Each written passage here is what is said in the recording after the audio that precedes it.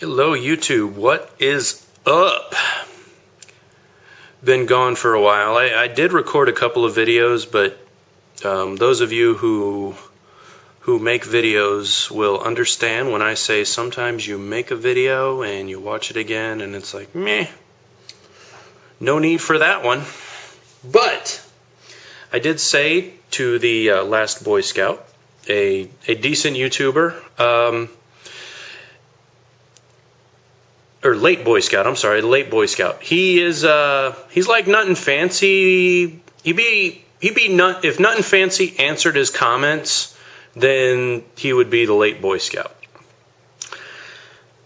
Anyway, late Boy Scout is doing a bit of a comparison series, trying to decide between a Glock 19, which is the Glock 9mm compact version, and the Glock 34.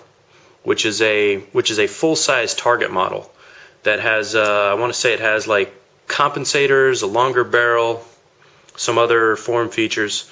The extended slide release that some people put on their Glocks as modifying originally appeared on the Glock 34.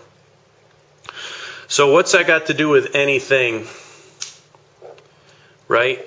And why am I making you look at a wooden plank during a visual medium that is YouTube? There. How's that? You like that? Now it's blurry. That's what you get for complaining. Anyway, I am here to talk up the Glock 19. And, I don't know, maybe for the sole purpose of I own one. But the reason why I own a Glock 19 and not a Glock 17, now we're just talking size here, is because for me I need a gun that fits where the Glock 19 goes. And it is the largest firearm that I can fit where it has to go. Where does it has to go, you ask?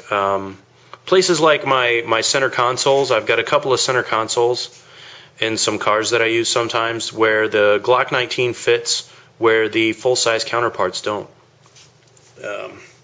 So, what do I know about it, right? Where's this Glock 19 that I'm talking about? There you go. How about I cut myself? There it is, Glock 19. This particular one, it's Generation 2 Glock 19. Quick way you can tell on that. It doesn't have finger grooves, and the way that the texturing is, the roughness, a Generation 1 has this particular type texture across the front as well as the back strap. So that's how you know you'll get a Generation 2. What's the big deal, you may ask? A big deal is a Generation 2 would be the more modern one that you would be able to get in Massachusetts, but still, you know the difference that it isn't, say, a Glock Generation 3, which would probably not be pre-ban. Okay, that's just as an aside. So anyway, the Glock 19 will fit where I need it to go. And to get the couple extra rounds of a Glock 17 but not be able to fit just is not worth it for me. Now, in Scout's case, he's looking at a Glock 34, which he already has. And he pointed out that he didn't shoot particularly better with the 34 as he did with the 19. Well, here's the thing. There are people who shoot good enough to where between the polygonal barrel, whatever, the fancy-ass barrel that's in this one and the HKs, there are people who are able to take advantage of that accuracy. And there are people that are able to take advantage of the accuracy gains of the difference in barrels, which would be, what, a 3-inch difference between this one and a 34. I'm not one of them, and from the video that I'll link here to Scout's video, not pulling any punches, but you're not one of them either. The other part of it, the way that you carry your firearm.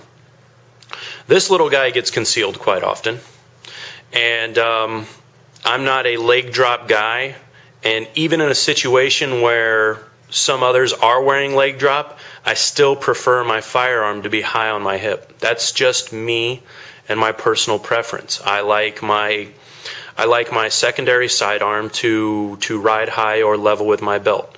I don't like the extra weight far down on my legs. That's just my preference. And from what I've seen with the way that Scout loads out, the way that you roll it, bro, it looks like you're pretty much the same way. So there you go. There's the introduction of me talking up the Glock 19 for this comparison. What I would like to do is hopefully get somebody that has a 17 or a 34 that could actually talk up those and bring up their points. I know Haas UMC, he really likes his 17. And you know what? I'm not going to kick a 17 or a 34 out of bed for eating crackers. And as to truth be told, man, at the end of the day, as a firearms enthusiast, I say you keep both. But don't tell your wife I said so. Y'all take care.